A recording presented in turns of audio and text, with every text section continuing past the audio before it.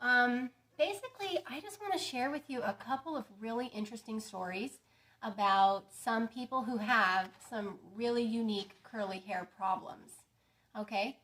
I don't know why. I just feel like there's probably some of you out there that think you're alone in all of this, and you might be in some ways. Because I will tell you that no two people's hair is alike, and it's true. Everybody's hair is different. Well, that brings me to another question. How could I possibly ever help anybody if everybody's so different?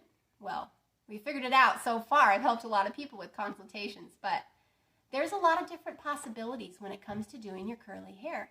And you may not know exactly what that precise, code is for yourself until you get through the trial and error, right? So let me first list off some of these things that you guys are saying are your biggest curly hair problems, okay? Between my Facebook page and my private curly hair group on Facebook, I've got all these responses from you guys. I think the number one problem that you're having is learning how to balance the protein and moisture in your hair. Either you're just always struggling with it flopping back and forth between, having too much protein versus having too much moisture, or just really finding the perfect sweet spot. Also, there's a few of you who are almost always in hygral fatigue. Do you know what hygral fatigue is? That's having your hair being over moisturized, right? And there's some of you who are almost always having protein overload. No matter what you do, your hair has always got too much of this or too much of that. But for the people I know who have been struggling with that particularly, we've been getting it figured out. It's taken some time and a few different scenarios to go through, and we're finally figuring it out.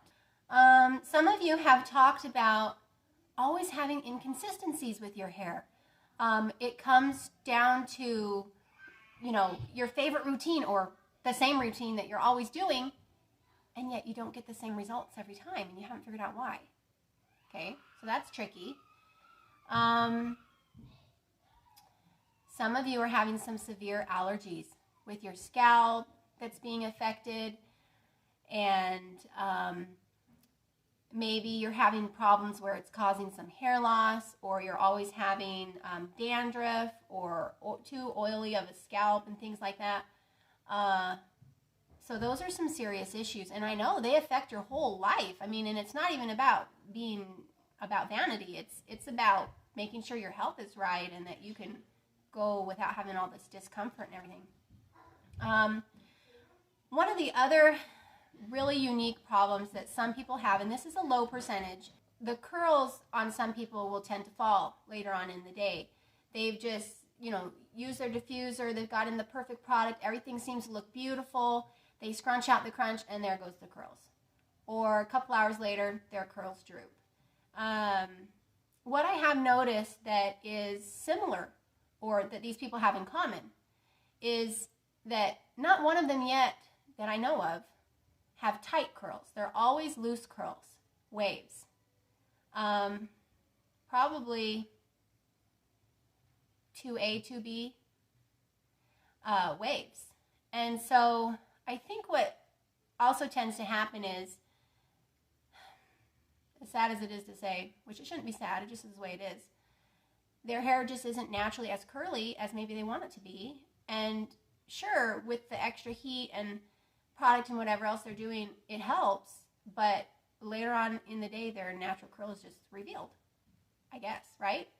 So part of having all these problems with our hair is knowing how to love it anyway, right? That's really what this is about. It's not just about complaining, right? It's about learning how to fix it and learning that it's part of the journey, right? Okay, let me list off a couple more of these. Okay, another big one is having stringy hair, either with a refresh or after, what was the person, what did they say the other day? Stringy after styling. So even though they're scrunching out the crunch, their hair still looks stringy, which I think is odd, but I guess it happens to some people, right? Oh, and then this is probably one of my, I don't know if I can call it my biggest problem or not, but because I have a lot of allergies and things that cause problems with my hair, but I think my biggest problem is time, the time that it takes, for sure. And this has been the same way with me since I was young, since I was a teenager. Everything with getting ready always takes forever for me. And to be a good mom and do all these other things that we need to do, just to take a shower, takes hours for me. To get my hair done, to put the lotion all on when I'm done. You know, and so the upkeep and the amount of time it takes is very trying. And I can get really down on myself sometimes, you know. I do. I feel really bad sometimes because I got to ask my husband to help with the baby, or I can't go to bed on time with him because I'm still getting ready at night and things like that. But, you know, we do our best, and it's okay, right? Getting frizzy hair from the weather is obviously a big issue. Knowing what products to use. It always seems like no matter whatever product you try, it never works, right? There are some people like that. They have tried everything on the market, and they can't figure it out. But I have a lot of those of you who have come to me, and my hair products work for you, so that's exciting. And the amount of time that it takes for your hair to dry. My hair takes over 8 hours to dry.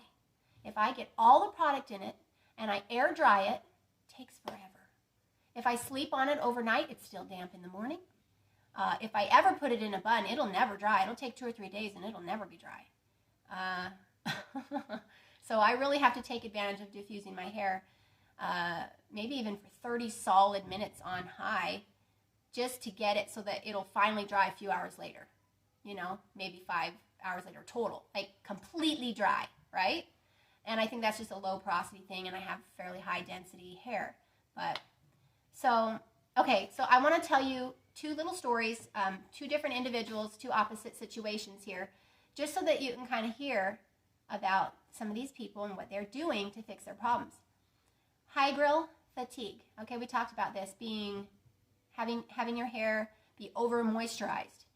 First of all, what happens when your hair is over moisturized? It's always a little bit limp, extra soft. Sometimes it can even get really staticky or have lots of extra flyaways. And when your hair is over moisturized, it is fragile, okay? If you brush it or manipulate it, it will stretch out. It won't shrink back into its natural curl pattern, and it may even kind of frazzle up. You might start having little kinky frizz, and the hair can break easily. Now, on the opposite note, if your hair is having too much protein, if you have protein overload, your hair will be brittle, snap very easily. So in both situations, the hair can break easily, but kind of in a different way. I actually explained this on YouTube the other day. It just came to me like a light bulb. Think of a wilted branch being the over-moisturized hair. And think of the over-protein hair being like a dry, brittle branch. Okay? Both, when you try to break it, is capable of breaking, right? But when you break the crispy branch, it just snaps right away, right? When you break the wilted branch, it has a little bit more give to it, and it's just mushy, right? But it still can break, more of a soft break, right? So think of it that way. How does your hair feel? Which one of those scenarios is it acting like? So also with protein overload, the hair can feel very bristly and very dry, okay? And we don't want any of that stuff, okay? So we've got one question I'm going to answer, and then I will go to those scenarios of the people, what they did to fix these problems. Okay, Yvonne, do you send your products to Germany? Well, yes, I think I have sent them to Germany before. But what I can tell you is that I will double check the price for you, because this is what we do. International sales cannot be processed on my website because it charges really weird prices. Like, I don't even know what's wrong with the shipping on my website sometimes. but I'm able to give you a special international discount. I have discounted international shipping already, and then I can process that for you manually, okay? So always, if you're in another country, contact me, and then I will make sure you get the best deal for your shipping, okay? All right, so there's one person who has been struggling with having their hair be over moisturized all the time. Their hair always needs protein. If you have too much moisture, then you need protein to balance it, right? So if you're having the high growth fatigue, then you need to bring up your protein level to balance it. She was using a lot of protein, and it just seemed like nothing was working. She couldn't get to work. And then the other thing that you can do in addition to adding protein is making sure that you're kind of drying things out a bit more. Because remember, the protein in some ways acts as kind of dries it out, right? Okay, so it's going to reduce the moisture by drying it out a little bit and then bringing the protein back up. And your hair might be happy at this level. It might not be as happy at this level. Just depends. So what I say to people is if you need to dry your hair out a little bit, use a shampoo, right? Don't use leave-in, okay? And don't use moisturizing stylers. And include protein as high as your hair will tolerate, as often as you can do while still keeping it in a good balance. It's just as simple as that. Use water and aqueous products and oil-free gels and things like that instead of a cream gel or a curl cream, right? And like I say, if you're going to use a conditioner, make sure you rinse it out, okay? And then she fixed the problem just like that. But she'd been working on it for like a year. She kept adding more protein drops, but she would only do her hair once a week. And so it took a while to feel like she was getting an improvement. And finally, I told her these things. I don't know why I didn't mention it to her before. Whoops. I'm sorry. And then it just worked. So we figured it out. And then this other lady I want to tell you about, she always is having her hair to where, well, I think the one I'm thinking of is similar but more extreme.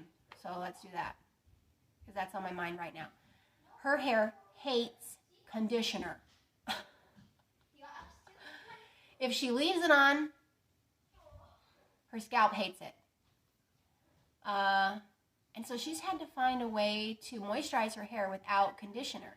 So she finally started using conditioner before she shampooed, rinsing everything out completely, and maybe even shampooing again.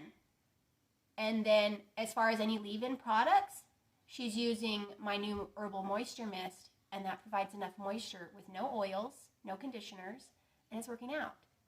So thank heavens I created that new product for her. So that was working.